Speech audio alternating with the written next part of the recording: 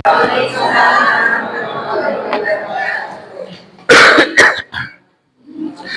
hamdalillah wassalatu wassalamu ala Rasulillah wa ala alihi wa sahbihi wa mawalah wa la haula wa la quwwata illa billah. Asyhadu an la ilaha illallah wahdahu la syarikalah wa asyhadu anna Muhammadan abduhu wa rasuluhu la nabiyya wa la rasula ba'dah. Qala Allah Ta'ala fil Qur'anil Karim, ya ayyuhalladzina amanu taqullaha haqqa tuqatih wa la tamutunna illa wa antum muslimun, amma ba'd. Para santri Madrasah Lansia yang semoga kami selalu dambakan dan kami cintai karena Allah Subhanahu wa taala. Alhamdulillah pada pagi hari ini kita kembali dipertemukan oleh Allah setelah 1 bulan libur nggih. 1 bulan. 1 bulan atau 1 tahun? Kira-kira liburnya kelamaan apa kurang lama ya? Oh, kelamaan. Berarti besok jangan lama-lama liburnya, ya? Kalau dikasih sedikit kurangnya akeh ya. Baik. Mudah-mudahan libur yang lama kemarin ini bisa dimanfaatkan dengan baik. Jadi saya mohon pagi hari ini saya nggak bisa teriak-teriak. Saya lagi agak batuk. Jadi kalau teriak sedikit langsung batuk. Jadi mohon dimaklumi nanti suaranya nggak seperti biasanya. Bapak Ibu sekalian yang dirahmati Allah, pertemuan kita pada tahun ajaran ini ya agak sedikit ada perubahan, bahwa yang awalnya jam 9 sampai jam 10 ini maju setengah jam karena memberi waktu untuk adik kelas. Sudah punya adik kelas, Bu, Pak? Adik kelas panjenengan itu di angkatan ketiga, insya Allah masuk di jam 10 sampai jam 11. Ya, setengah jam untuk istirahat ustadznya lah, gitu, oke. Dan nanti ada kelas malam lagi. Kelas malam itu setiap hari Senin, Rabu, dan Kamis. Nah, dimulai dari kalau Senin dan Rabu itu dimulai ba'da Isya. Ya, Isya di masjid di sini, kemudian langsung pelajaran. Adapun hari Kamis untuk kelas malam itu dimulai ba'da Maghrib. Untuk baca Al-Qur'annya dimulai dari ba'da Maghrib sampai selesai. Karena baca Al-Qur'an ini butuh waktu yang agak lama. Nah, sekalian untuk yang besok hari Kamis ya, ini juga ada sedikit perubahan. Tapi perubahannya bukan jamnya. Jamnya tetap wajib. Ya, kalau tidak ada halangan gurunya, ustadzahnya 7:30. Kalau tidak ada halangan ya. Atau waktunya menyesuaikan ustadzah dan ustadznya. Kadang-kadang ustadz dan ustadzahnya ada hal yang perlu diselesaikan, mungkin agak yang tadinya 7:30 jadi jam 8 gitu. Jadi itu masih bisa ditolerir lah insya Allah. Dan kemudian besok ada beberapa pergeseran. Yang awalnya di kelompok B nanti masuk kelompok A. Atau yang awalnya di kelompok A atau B nanti masuk kelompok C. Jadi besok ada ibu-ibu ada 3 kelompok. Kelompok A, B, C. Ya. Nanti insya Allah kalau nanti jadi, nanti malam saya share kelompok-kelompoknya. Nanti biar dikondisikan sendiri-sendiri. Nanti ada yang masuk kelompok A, ada yang masuk kelompok B, ada yang masuk kelompok C. Dan kelompok C itu mayoritas yang baru. Walaupun nanti diisi ada beberapa yang santri lama. Ya, jadi untuk menyeimbangkan jumlah kelompoknya diantaranya. Karena kemarin kelompok A dan B terlalu timpal. Ya, terlalu timpang, jadi satu itu isinya cuma 16, yang satu 20 lebih. Makanya untuk menyeimbangkan kita bagi lagi monggo. Gitu nggih. Jadi bapak-bapaknya nanti ada 2 kelompok. Ya, kelompok A dan kelompok B. Ya, kelompok A nanti Ustadz Niko, kelompok B namanya Ustadz Budiman. Kelompok A ini mayoritas santri angkatan kedua. Cuma ketambah 2 atau 3 dari santri baru. Nih, Nanti untuk kelompok B mayoritas atau semuanya santri baru.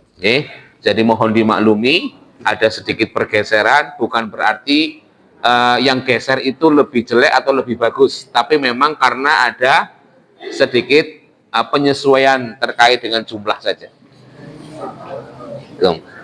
Baik, pagi hari ini ya kita masih belum membahas buku ya. Kita di awal pelajaran ini kami akan sedikit memberikan materi tematik saja, memotivasi kita semuanya termasuk saya untuk lebih semangat belajar, untuk lebih semangat datang ke madrasah. Karena biasanya kalau nggak diingatkan, kalau nggak dites lagi, itu lama-lama sudah mulai kena penyakit awang-awangan. Nah, sudah mulai kena penyakit, aduh, mantan bebah, aduh, ngasep maning, aduh, inah gitu. Makanya perlu dimotivasi. Hari ini, pertemuan kali ini, kita akan sedikit memberikan motivasi. Bukan untuk panjenengan saja, tapi untuk saya juga sangat penting, ya, sangat perlu untuk terus belajar ilmu agama. Sebelum mulai, seperti biasa kita absen terlebih dahulu. Nah, ini absensinya juga nama-nama baru belum tak masukin ini. Wah, blobor ini.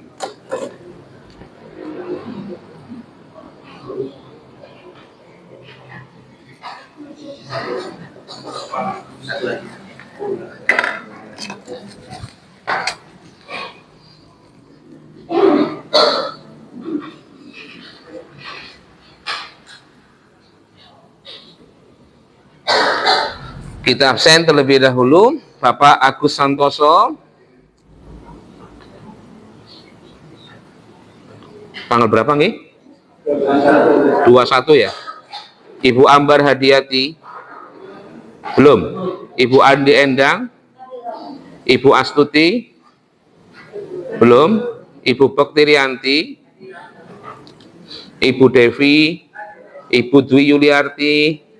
Ibu, oh ini, izin ya, Ibu Eri Juliani Putri, Ibu Eni Maija, Ibu Eti Puji, Ibu Etika, belum, Ibu Handayani, Ibu Bapak Harsono, Ibu Heni Yuniarti, Ibu Hikmastuti, Ibu Lis Ismiati, Bapak Muntarik, Ibu Musinem, Bapak Muslih belum ya, Ibu Bapak Pujiarto, Ibu Purbaningsih, Ibu Rasmini, Ibu Retni Astuti, belum, oh hadiroh, Ibu Rohani, Ibu Roshidah, belum, Ibu Salbia, Ibu Siti Khotijah, izin, Ibu Siti Nuryati, Ibu Siti Rahayu, Ibu Siti Sarifah,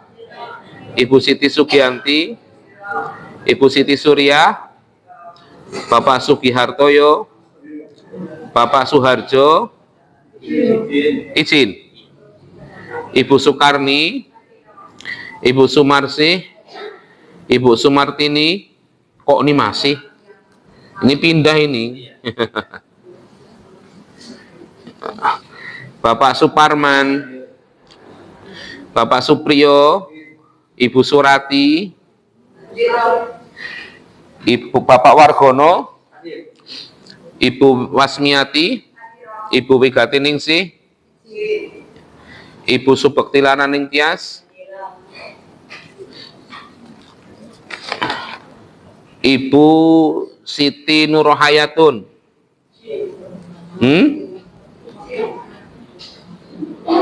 izin, Ibu Sri Sugiyarti,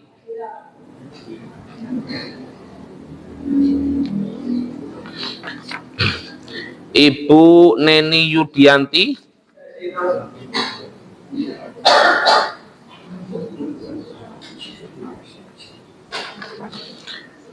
Ibu Yulianti,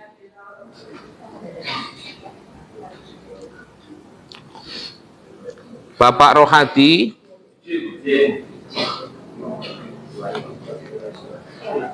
Ibu Mainur Hayati nggih.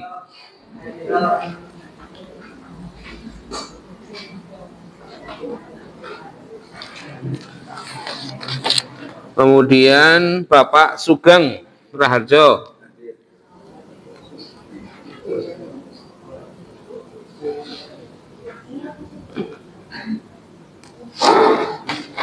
Kemudian Ibu Wiji Astuti.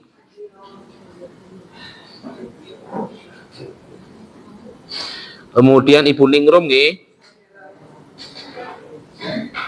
Ada lagi yang belum saya panggil? Sudah nggih? Baik. Alhamdulillah. Jadi saya mohon maaf nanti kalau suaranya belum maksimal.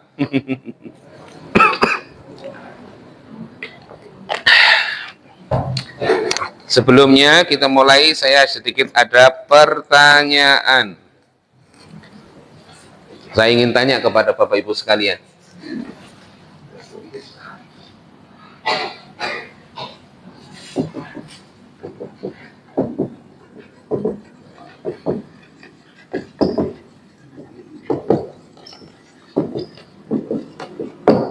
Apa yang paling penting di dunia ini?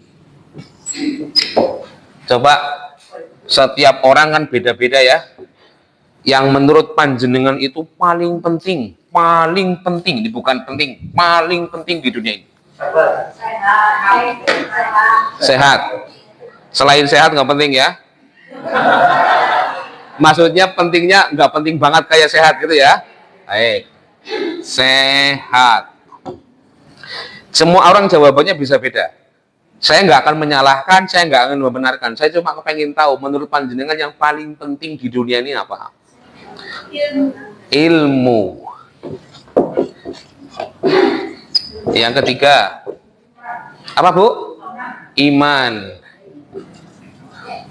Yang keempat, ini bukan urutan ya, saya cuma pengen jumlah aja. Ibadah. Yang kelima, menurut panjenengan yang paling penting ini? Hah? Kesabaran. Terus ada lagi? Apa Pak? Bahagia. Bahagia. Yang ketujuh? Hah? Tenang. Apa? Ikhlas. Ikhlas. Wah, langsung mlebune ikhlas nih. Yang kedelapan, tenang. Tenang dengan bahagia bete ya. Yang kesembilan, nah, apa? Uang. Nah, ini jujur banget ya. Ini baru jawaban jujur kayaknya. Ayo, ada lagi jawaban lain. Bersyukur. Yang ke-11 ada lagi yang punya jawaban beda dari ini? Apa? Makan? Oh ya, makan. Nggak apa-apa. Sekali lagi saya nggak akan menyalahkan. Pokoknya menurut panjenengan yang paling penting itu apa?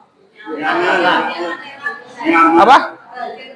Bahagia dunia akhirat. Nah, masuknya sini nih ya. Masuknya sini yang bernam. Nyaman ya deh. Nyaman. Nyaman atau aman gitu ya. Ya. Ditambahin tempat pargono nih. Niat yang baik ini ikhlas. Sudah. Apa? Yang paling penting muhasabah. Nah, jawabannya kok beda lagi nih Pak Harsono? Hah? Tadi Pak Harsono bilangnya bersyukur. Ya bersyukur sama muhasabah paling penting mana? Saya tanya ya, paling penting menurut panjenengan jawabannya masing-masing satu, jangan jawabannya banyak-banyak. Paling penting apa? Hidayah. Apa? Hidayah. Menurut Pak Erik ini hidayah. Kesampaian apa yang kesampaian yang diinginkan. Yang diinginkan kesampaian. Nah, yang diinginkan kesampaian. Apa Pak? Lagi yang lain? Apa? Ketenangan sudah masuk. Ini tadi mana? Nah, tenang nih. Restu orang tua. Apa? Restu orang tua.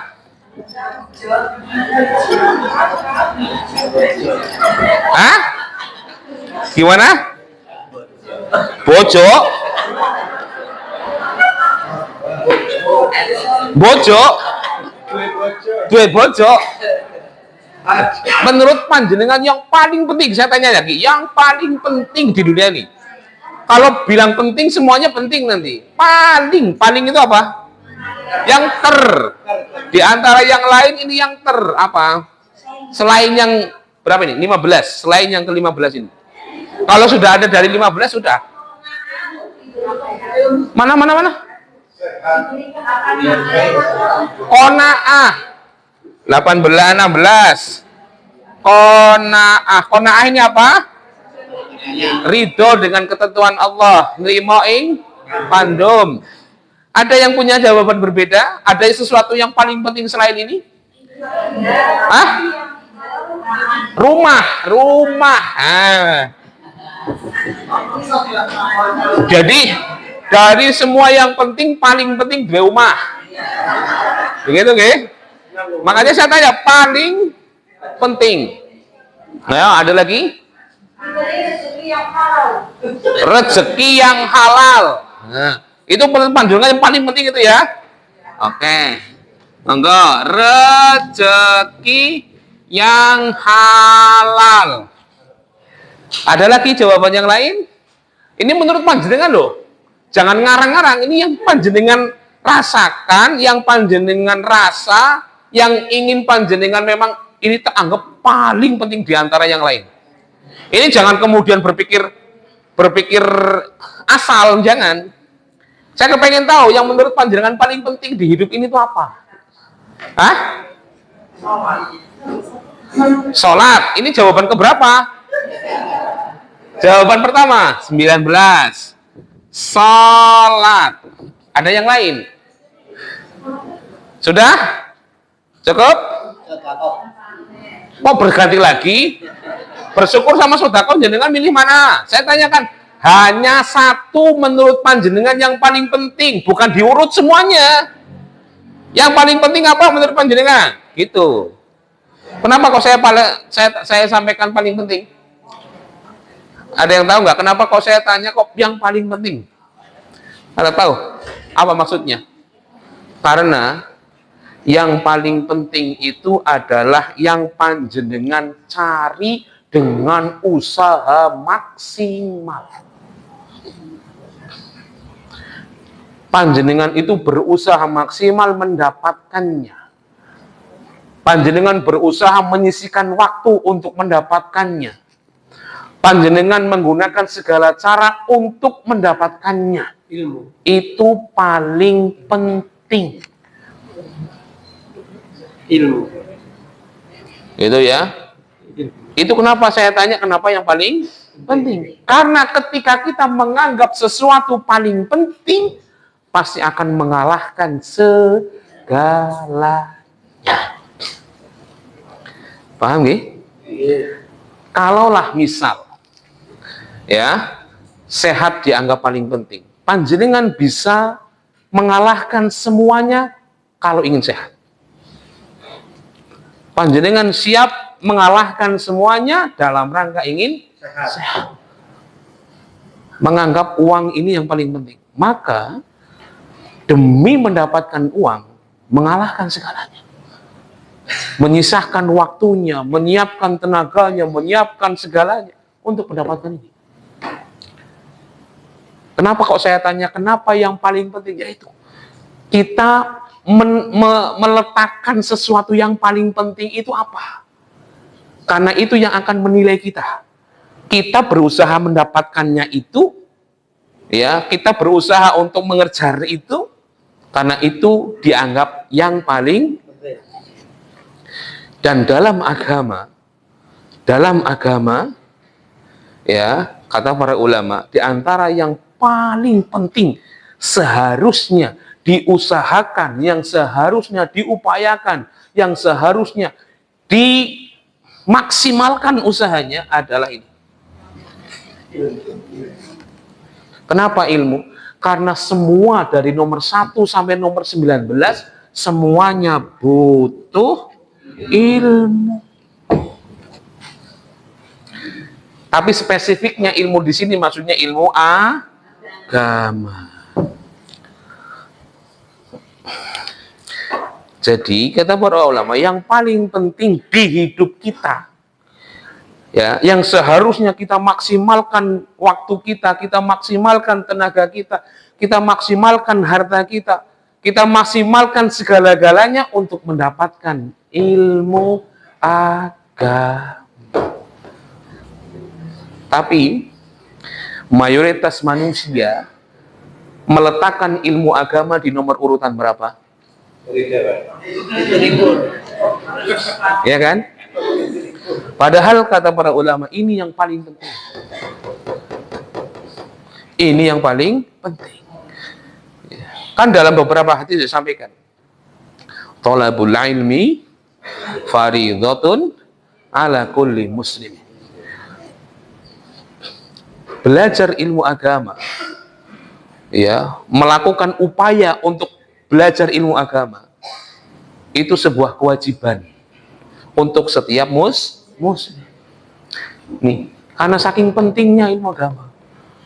Bahkan Rasulullah memotivasi seseorang bagi yang menuntut ilmu agama. Man salaka tariqan yaltamisu fihi ilman sahalallahu lahu bihi tariqan ilal jannah.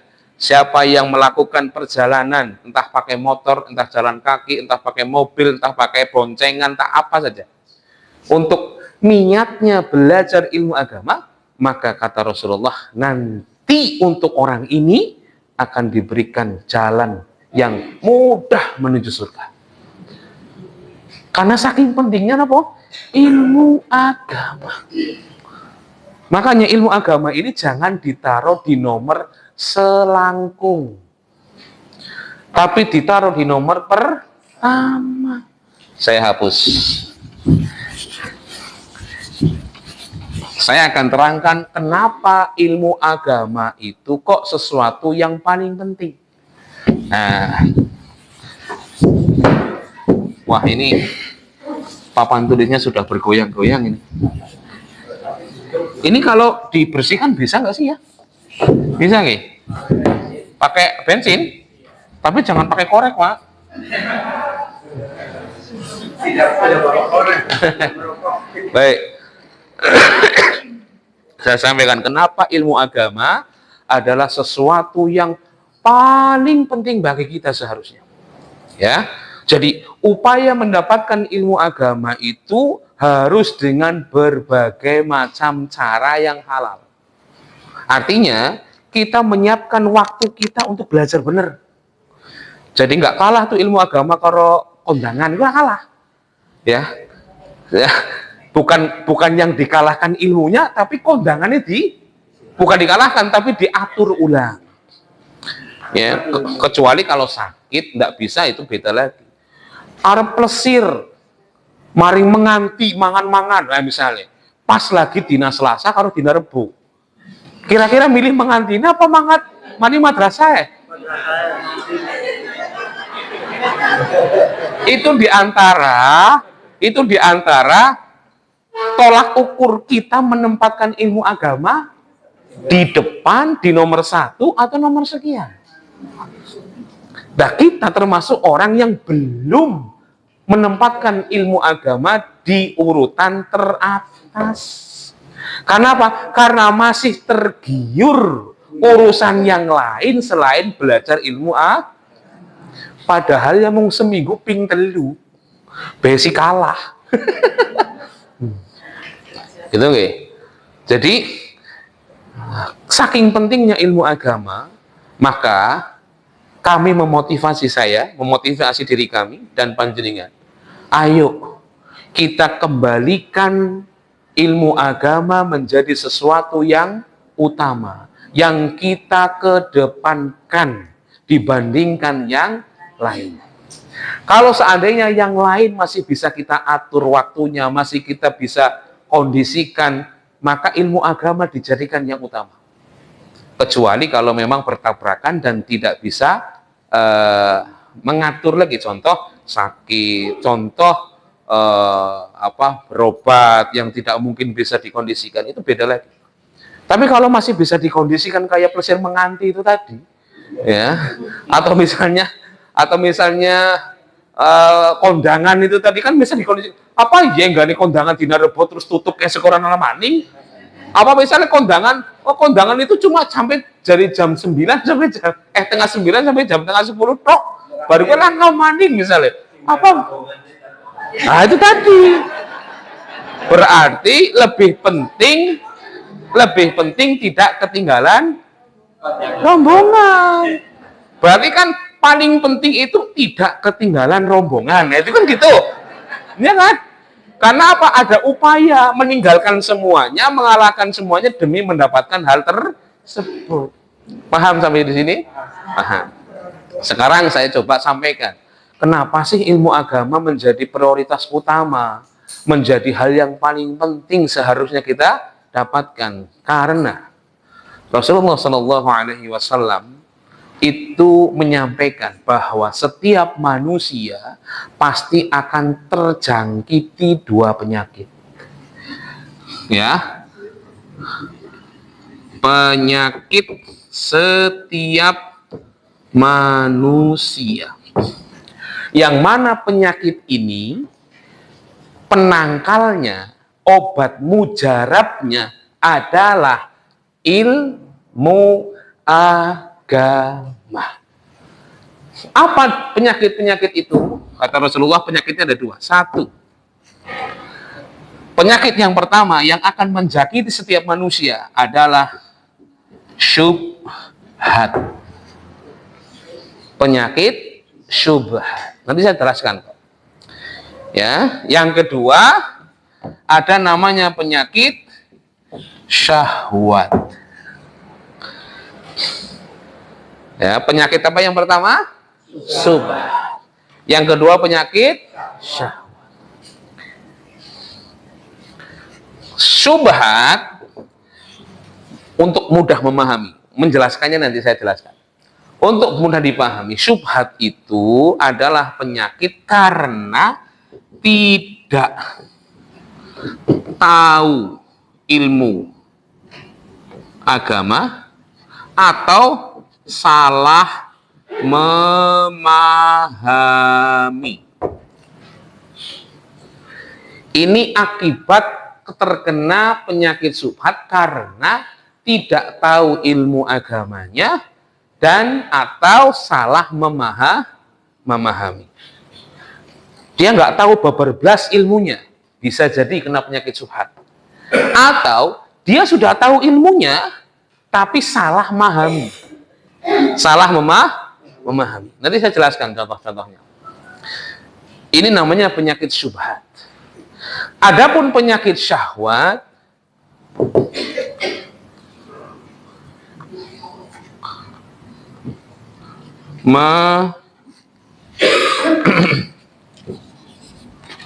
menuruti hawa nafsu. Ya, menuruti hawa nafsu duniawi yang dilarang agama.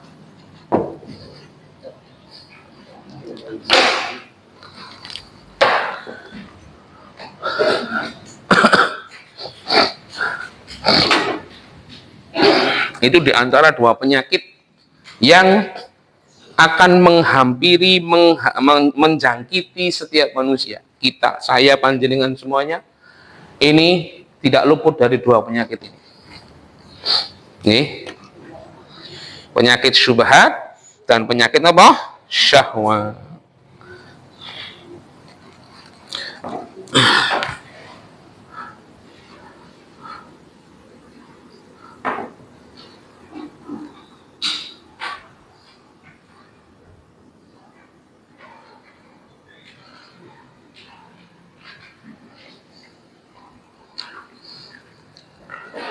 Penyakit syubhat ini di antara tandanya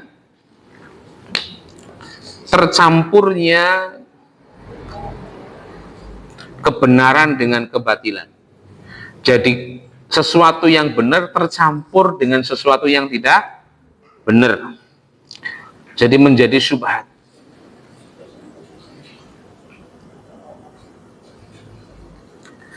Akhirnya karena tercampur itu, yang tidak paham agama menilai yang salah dinilai benar, yang benar bisa dinilai salah. Ya, munculnya syubhat karena ketidaktahuan atau kesalahpahaman yang menjadikan sesuatu yang salah terlihat benar dan yang benar terlihat salah. Dan ini pangkal penyakit kita. Ujung-ujungnya semuanya ke sini. Maksiat kita, ya, dosanya kita, yang kita lakukan semuanya berujung pada dua penyakit ini. Apa saja? Ya, contoh meninggalkan sholat, ujungnya di syahwat. Contoh nggak mau haji, nggak mau umroh, biasanya di antara syubhat dan syahwat. Ada orang loh, di antara contoh syubhat ini ya, contoh sudah umroh, sudah haji, nggak mau haji lagi, nggak mau umroh lagi. Alasannya duit umroh suka nggo sedekah baik. Ya, nyong wis tau iki lebih apik duit umroh ditabung dan disedekahkan. Ini syubhat. Kenapa? Karena menilai sesuatu tidak dengan ilmu, karena ketidaktahuan. Dia berpikir, membuat kesimpulan sendiri tanpa berdasarkan ilmu, dan itu syubhat yang kelihatannya benar padahal salah. Rasulullah telah mengatakan tabi'u bainal haji wal umrah.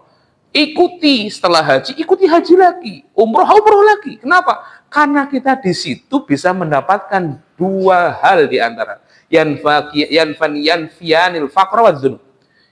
Di antara manfaat haji dan umroh itu untuk mengikis, menghapus, menghilangkan satu dosa, yang kedua adalah kefakiran. Siapa yang nggak ingin dosanya dihapus? Apa kemudian hanya dengan umroh saja terus dosanya dihapus? Enggak gitu. Umroh dengan umroh berikut terus. Gitu. Itu diantaranya. Subhat-subhat yang ada. Saya contohkan beberapa subhat yang lain. Berzikir. Boleh nggak dalam agama? Zikir. Kalau zikir sambil joget ria, bahkan sampai kesurupan, boleh nggak dalam agama? Mau, saya nggak boleh. Nah, pernah nggak panjenengan lihat ada orang zikir nggak begitu? Ada nggak? Boleh nggak begitu? Kenapa nggak boleh? Nah, karena tidak ada satupun, ya, tidak ada satupun keterangan dari Rasulullah dan para sahabat yang melakukan hal tersebut. Zikirnya benar, tapi yang benar itu tercampur dengan sesuatu yang tidak benar. Ya, itu diantara subhat yang pertama. Pernah mendengar subhat ini enggak? Yang kedua nih, saya contoh kedua. Jilbab itu enggak wajib. Yang wajib itu akhlaknya. Pernah mendengar itu? Atau jilbab itu enggak harus, yang harus itu dijilbabi Pernah mendengar itu? Itulah syubhat. Itulah syubhat. Ya, antara yang benar dan yang tidak benar campur. Ya, akhlaknya diperbaiki, benar apa enggak? Jilbabnya enggak usah, rambutnya enggak usah dijilbabi, salah apa benar? Makanya tercampur. Banyak orang yang terkena syubhat itu.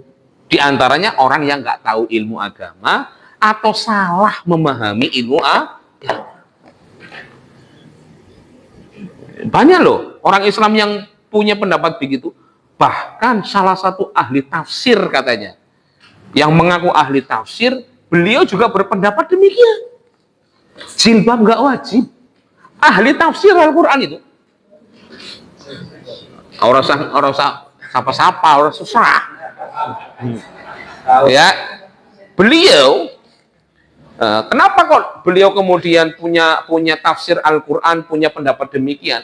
Karena pendapat beliau itu hanya sesuai dengan apa yang ada di otak beliau. Dia tidak mengambil pendapat para ulama terkait dengan apa hukum jilbab. Makanya beliau berpendapat jilbab itu enggak wajib. Hati-hati itu. Ya. Jadi semua orang punya potensi terkena dua penyakit ini. Bukan orang-orang awam saja yang kena penyakit ini. Orang yang paham agama kelihatannya pun bisa terkena dua penyakit ini. Karena dua penyakit ini adalah penyakit yang akan menghinggapi setiap manusia. Tuh. Saya contohkan syubhat yang lain. Cepat teman. Syubhat yang lain. Saya tanya. Benar.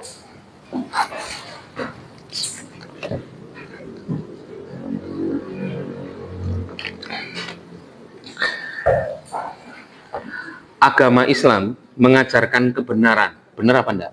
Benar. Agama Islam mengajarkan sesuatu yang baik-baik. Benar apa enggak?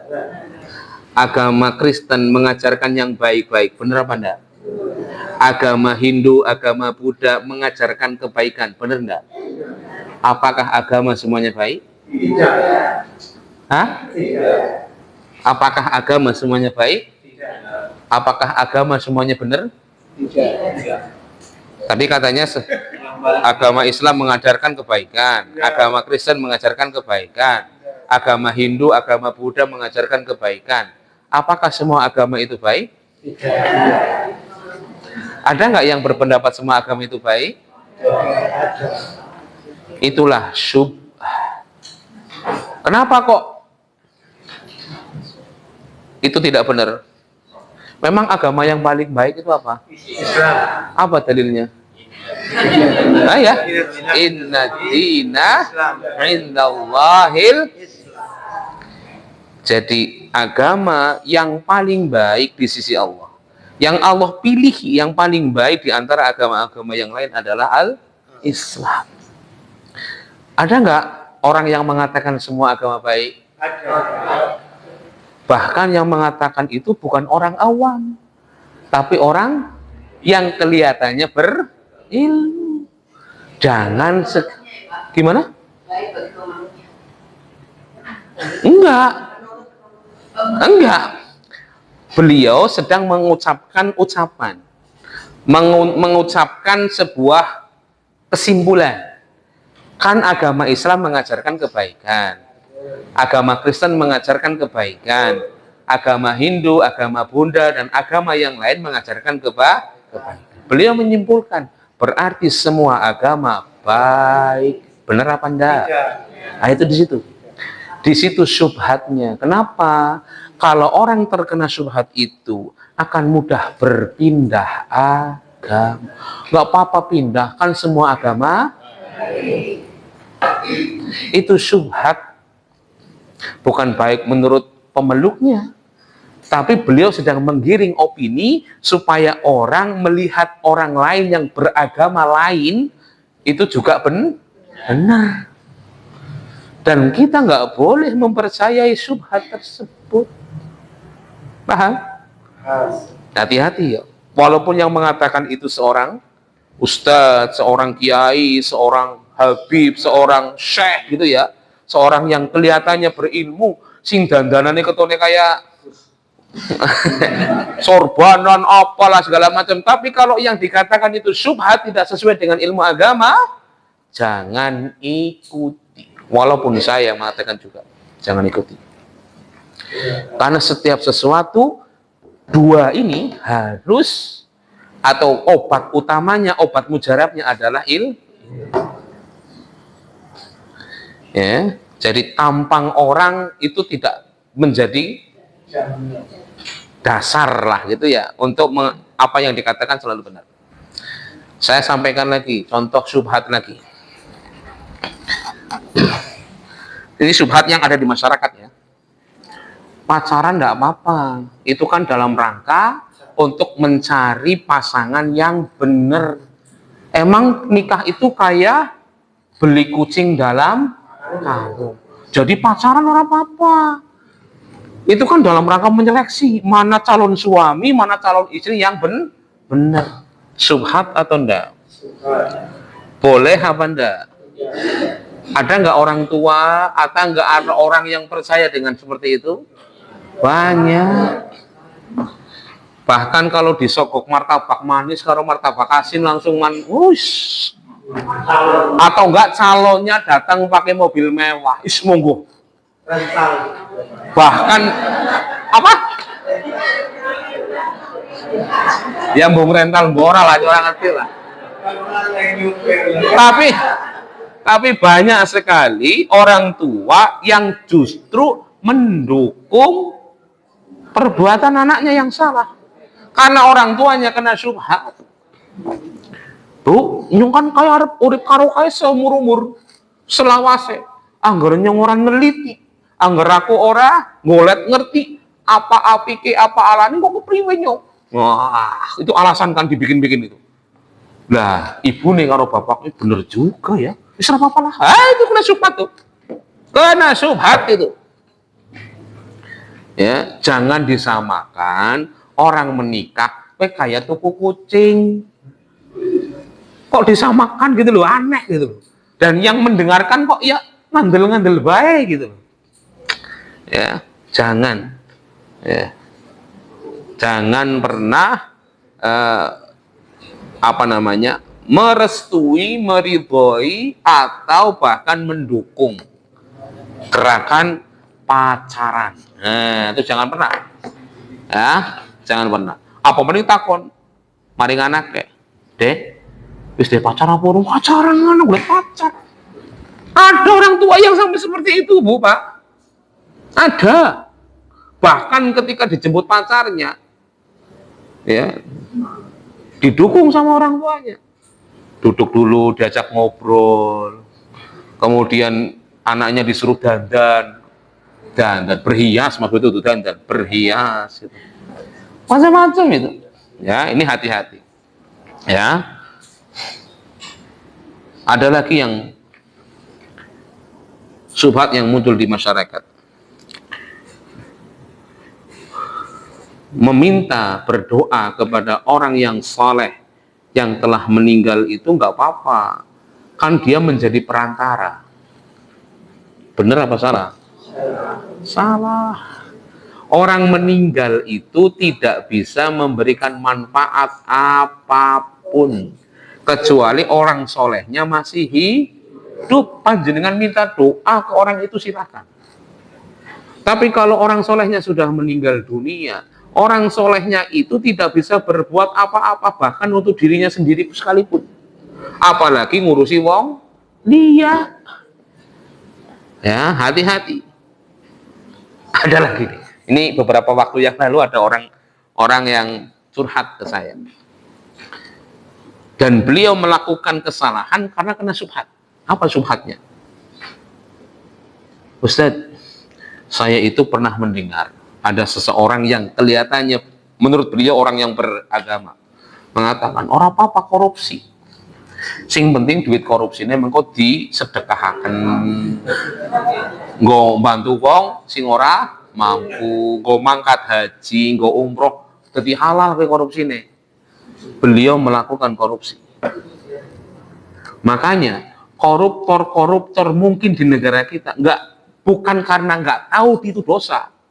Mungkin karena tahu, tapi dimasuki syubhat bahwa yang salah itu, yang dosa itu bisa dibarter, dibersihi dengan cara itu tadi, disedekahkan.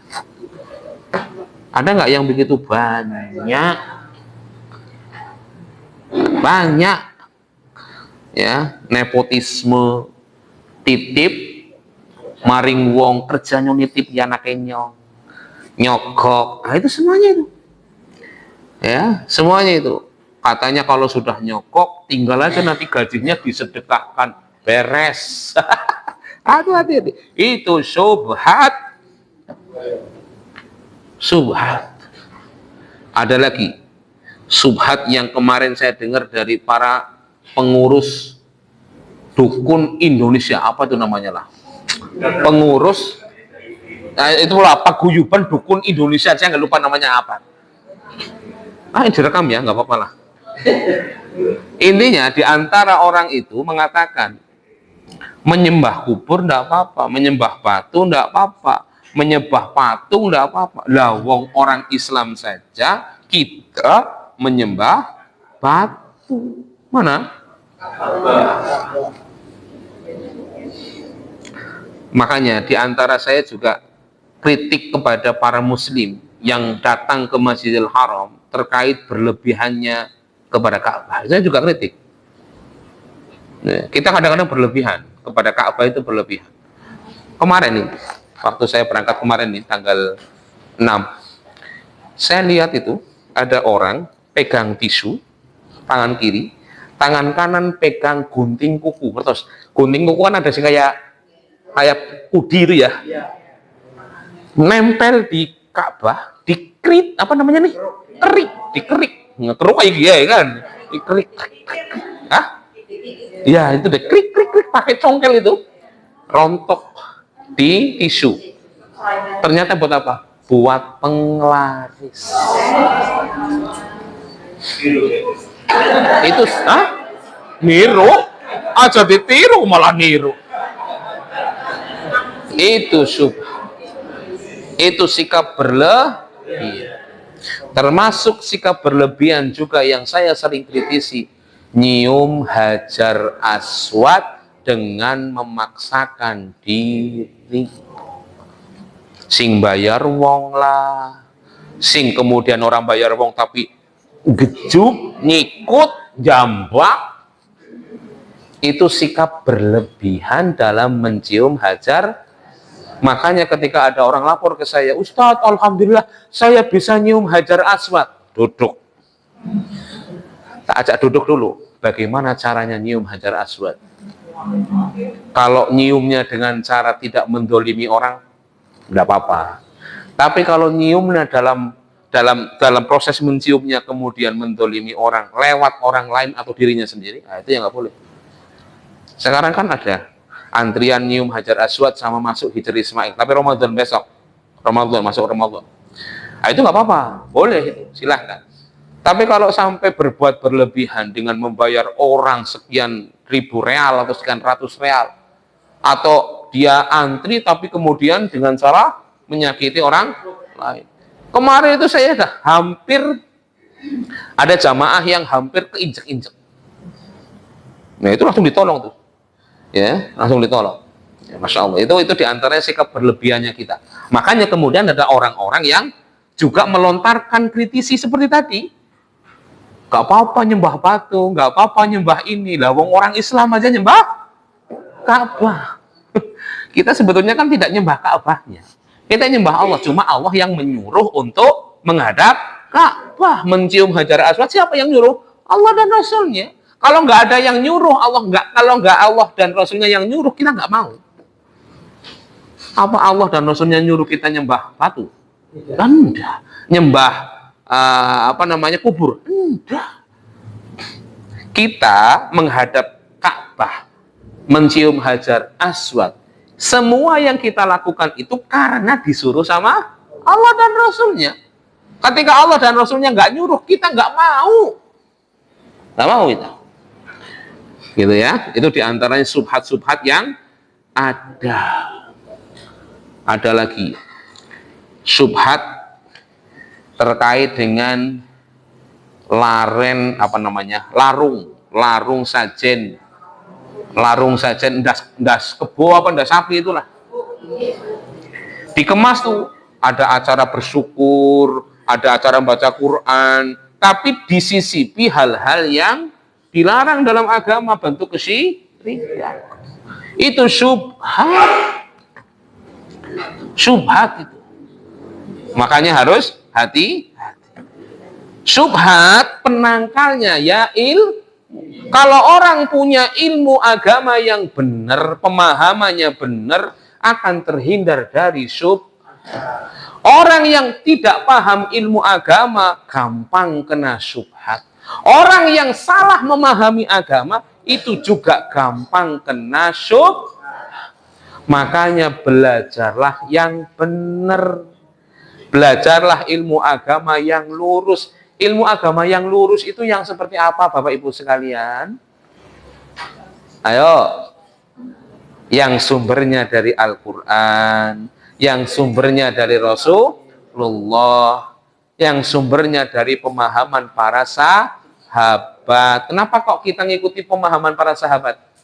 Karena para sahabat belajar langsung kepada Rasul. Paham ya? Itulah agama yang lurus. Bukan agama yang lurus itu pemahamannya menurut otak kita masing-masing. Oh, nggak menurut otak kayak kia, itu bukan agama yang lurus tuh. Namanya agama yang lurus, pemahamannya benar, itu pemahamannya dikembalikan kepada pemahaman para sahabat. Sahabat memahaminya seperti apa, kita berusaha mengikuti pemahaman tersebut. Paham nggih? Ya, walaupun nanti ada khilaf, ada perbedaan, itu nggak ada masalah. Ya, tapi pemahaman kita terkait agama itu kembalikan kepada pemahaman yang baik dan benar. Maka kita akan terhindar dari syubhat. Yang kedua, penyakit syahwat. Penyakit syahwat ini adalah penyakit yang sumbernya dari perut dan kemaluan.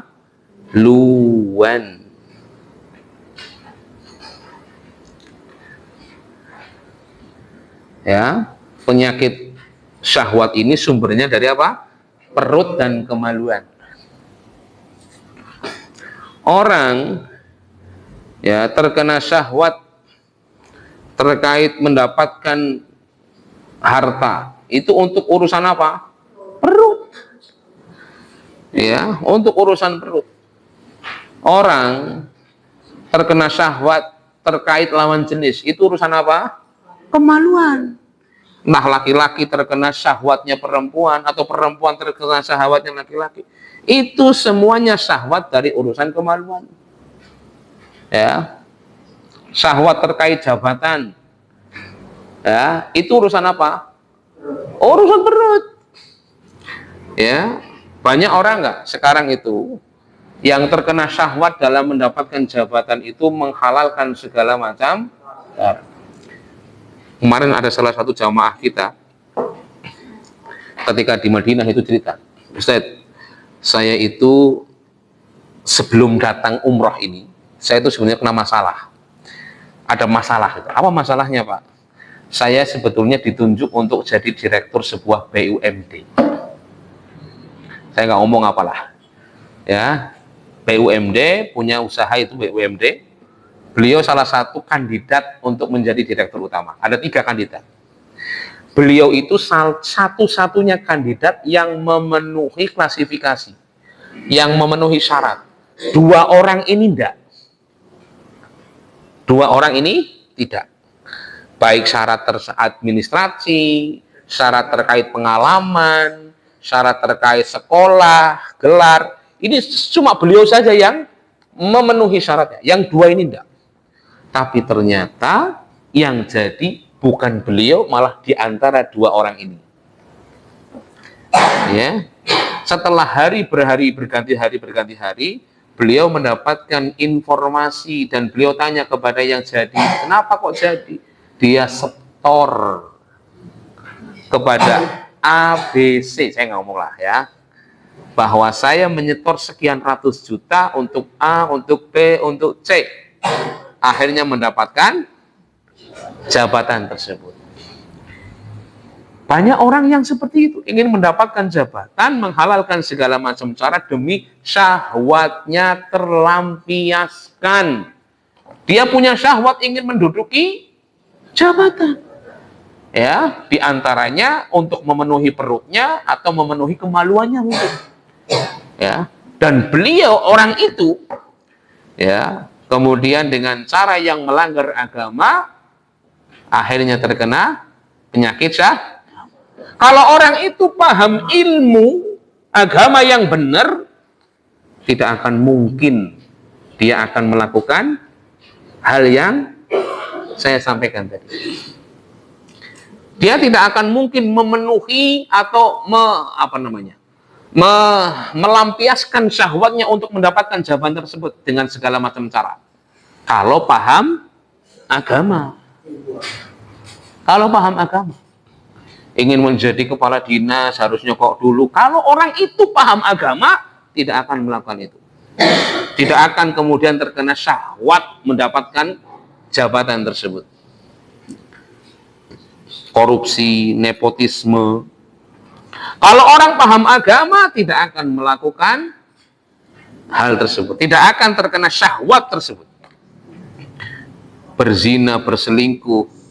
Kalau seandainya dia paham agama dengan pemahaman yang benar, maka dia tidak akan terkena syahwat tersebut.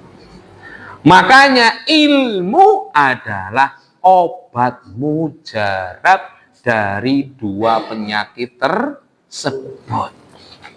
Makanya yuk utamakan ketika ada pelajaran atau ada kegiatan belajar ilmu dijadikan urutan pertama. Karena saking pentingnya belajar ilmu agama. Ya. Ini sekedar untuk memotivasi. Kami itu nggak berhenti belajar ilmu agama. Ketika saya bikin materi begini, ya, apa kemudian kita nggak belajar? Belajar. Ambil dari referensi buku ini, ambil dari referensi buku ini, ambil dari ini, ambil dari itu. Belajar itu. Ya, maka ayo jaga semangat kita untuk belajar. Saling ingat mengingatkan. Kalau sudah ada yang mulai mendayu-dayu, ngeleop bahasa Jawane gitu ya, ingatkan, ayo pula semangat, ayo pak semangat, belajar agama supaya terhindar dari dua penyakit yang membinasakan tersebut. Ayo, ya, belajar agama dijadikan urutan teratas untuk kita benar-benar serius, untuk benar-benar kita menunjukkan keistiqomahan kita. Ya, prioritas utama. Ya, dan itu nggak mudah. Kenapa nggak mudah? Setan orang bakal seneng. Setan mesti bakal ngelitiki, mesti bakal aja gelem melu omongane ustaz aja gelem. Urusane wong dewek-dewek kok aja gelem. Nah, gitu. Itu biasanya akan seperti itu. Ya, akan seperti itu. Maka di antara cara mengingatkan kita tentang pentingnya belajar ilmu agama, yakni apakah kita menganggap penting ilmu agama atau tidak? Apakah kita mengedepankan belajar ilmu agama dibandingkan yang lain atau tidak? Ketika kita kok tidak mengedepankan ilmu agama di atas yang lainnya, berarti kita tidak menganggap penting ilmu agama. Tapi kalau kita mengedepankan segala sesuatu terkait ilmu agama dibanding yang lain, berarti kita masih menganggap penting atau paling penting terkait ilmu agama. Itu diantara cara melihat apakah kita orang yang mementingkan ilmu agama atau tidak. Ya, dan saya harap kita semuanya termasuk orang-orang yang senantiasa mengedepankan belajar ilmu agama dengan yang lain. Karena ini yang masih kurang di antara kita. Yang masih perlu banyak ditingkatkan dalam diri kita masing-masing. Tentang bagaimana memprioritaskan belajar agama dibandingkan yang lain. Ya, jadi mudah-mudahan semuanya bisa berjalan sesuai dengan apa yang kita inginkan. Sampai di sini ada pertanyaan? Pak Wargono dulu silahkan. Di dalam setiap manusia itu ada dua penyakit yang harus diobatinya dengan ilmu. Ini di sahabat itu baiknya lemah sahabat atau yang Lemah syahwat? Ini bukan urusannya lemah syahwat, Pak. Pengendalian. Pengendalian syahwat. Pengendaliannya dengan apa? Misal, ini misal. Pak Wargono punya keinginan nyalon lurah. Syahwat bukan? Syahwat. Terkait apa itu? Jabatan. Ya, terkait pengakuan gitu ya. Tapi ternyata proses menjadi seorang lurah itu harus melakukan hal-hal yang dilarang oleh agama. Maka penting bagi Pak Wargono mengendalikan syahwat tersebut dengan ilmu agama. Oh, orang kaya kaya. Saya mau mencalonkan diri menjadi kepala desa dengan niat untuk beribadah. Dan saya tidak mau melakukan pelanggaran-pelanggaran agama. Selesai. Pengendalian, bukan lemah syahwat. harus dilemahkan. Iya, bukan dilemahkan, tapi dikendalikan. Iya. Pak Erik. Berkaitan dengan syubhat dan syahwat tadi diceritakan bisa menimpa kepada siapa saja, baik awam maupun yang pintar-pintar, sekelas profesor, doktor pun bisa. Nah, untuk kita tadi dalam menimba ilmu agama, itu guru seperti apa yang harus kita ikuti tadi? Karena ada semangat untuk belajar ilmu agama, tapi ternyata salah dalam memilih guru. Kadang yang penting lucu, viral, itu yang jadikan. Iya. Baik. Di antara ketika kita belajar ilmu agama, memang paling penting itu dalam memilih guru. Kenapa kok dalam memilih guru penting? Ya karena supaya tidak terkena syubhat itu tadi. Kalau gurunya kena syubhat, kan ngajarinya syubhat juga. Maka paling penting kita memahami siapa guru yang kita ambil ilmunya. Maka paling tidak ada 3 poin. Siapa guru yang bisa kita ambil ilmunya? 1, yang rujukannya Al-Quran. 2, rujukannya hadis sahih ataupun hasan. Yang ketiga, pemahaman agamanya mengikuti pemahaman sahabat.